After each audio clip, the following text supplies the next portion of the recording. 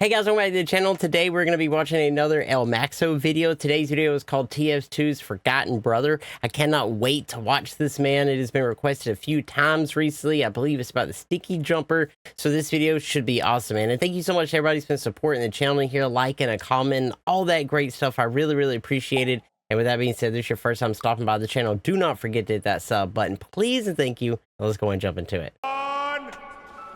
Oh, I see the actual spy. No, you will not stab my engineer friend today. Yes. Oh, you just gave me the thumbs up. Okay, I'm I could do that. I get to be in the montages like him. We're so similar. He always gets the attention, the views, and the popularity. It just isn't fair. I wish I could be like him one day. what is happening, dude? Okay.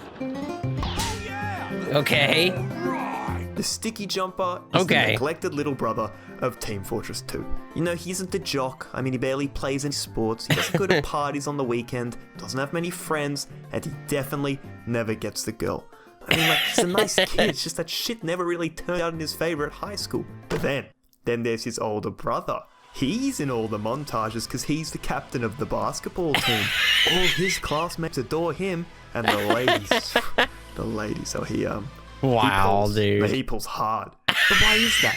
Why is there such a discrepancy between these two brothers within the community? Well, let's ignore this extended metaphor for a moment and actually take a look at the sticky jumper itself. We're trading off the ability to deal damage so that we can fly around the map without taking damage from our own stickies. Now, you may be thinking to yourself, wow, that sounds kinda bad, given that the sticky bomb launcher is like one of the strongest weapons in the game, El Maxo. And you'd be totally right. This isn't good. You are giving up a majority of your damage so that you can scare the shit out of some unsuspecting snipers in the backline, which is admittedly pretty funny. But if you're looking to sweat your ass off in a pub, this definitely ain't the weapon for you. The stock sticky launcher is just too reliably good with its massive AoE damage and area denial to throw it away for some shenanigans. But as you may or may not know, here at the El Maxo channel, we like to participate in a little bit of trolling. So whilst this may not be the weapon for your average sweaty demo man main, do you know who it is the weapon for?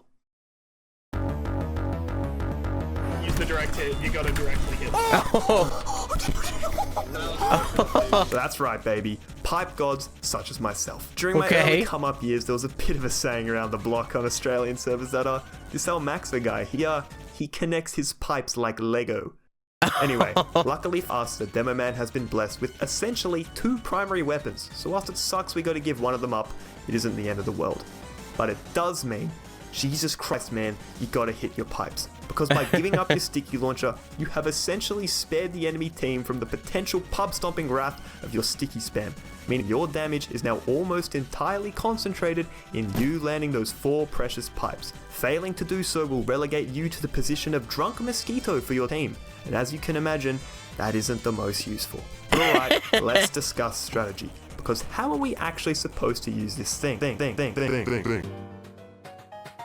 The basics, First and foremost, you have now become a highly mobile assassin. As the sticky jumper grants you the ability to position yourself almost anywhere on the map and take the fights you want. This is really important to remember, because going toe-to-toe with your opponents on the front line is a bit more sketchy now without having stickies in your arsenal. So instead, we want to be flanking behind and picking off isolated enemies in the back, like snipers, engineers, and people returning from spawn who probably aren't expecting a flying demolitions man to ruin their day.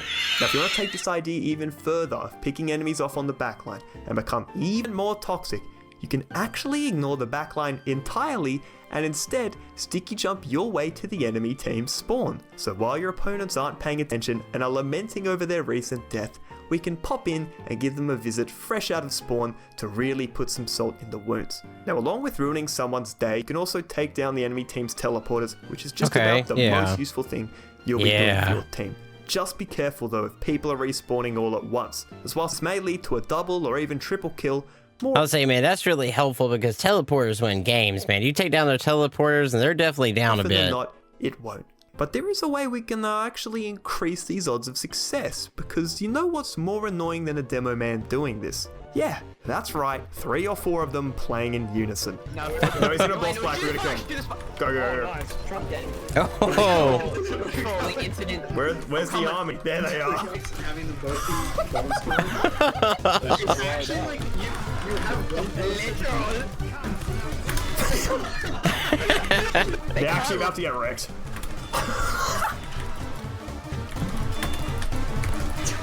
How am I on a 10 kill streak? I actually encourage you not to do this, because having multiple people play like this and spawn camping the enemy team isn't just fucking over your team on the front line, but it's how do I put this? It's a real dick move. There are also some other factors you might want to consider before equipping that sticky jumper as well. Number 1, map choice. A playstyle which involves a lot of horizontal and vertical movement definitely favors open maps with big skyboxes like Badwater and Upward, which is where I found myself playing it most. But you can definitely take it into something like King of the Hill or 5CP as well. Just apply a little common sense when you're using this tactic, because I have a hunch something like CP Junction might not go too well for some reason.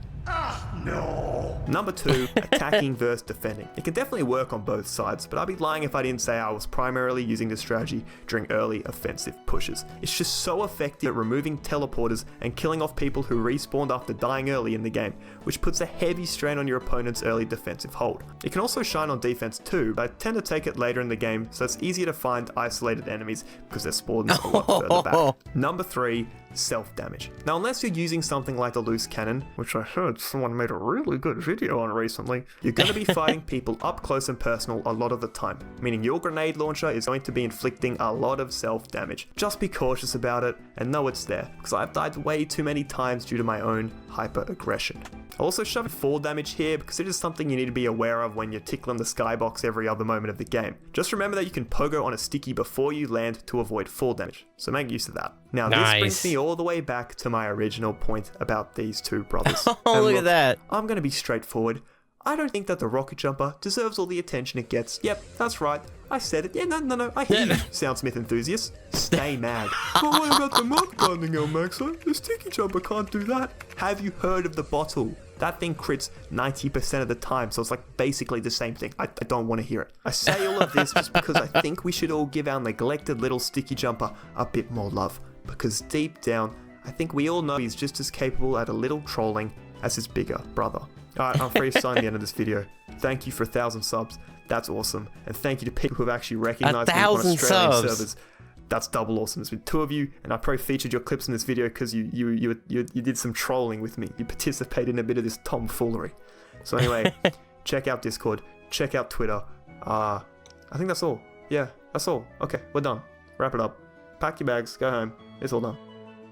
All right, dude. That was another El Maxo video. It was crazy. Said he had 1,000 subs. I know he's got way more than anyone else. So that is awesome, man. That is crazy. But yeah, this was a good video. I really enjoyed it. If you enjoyed it, don't forget to hit that like button. It really, really helps out the channel here.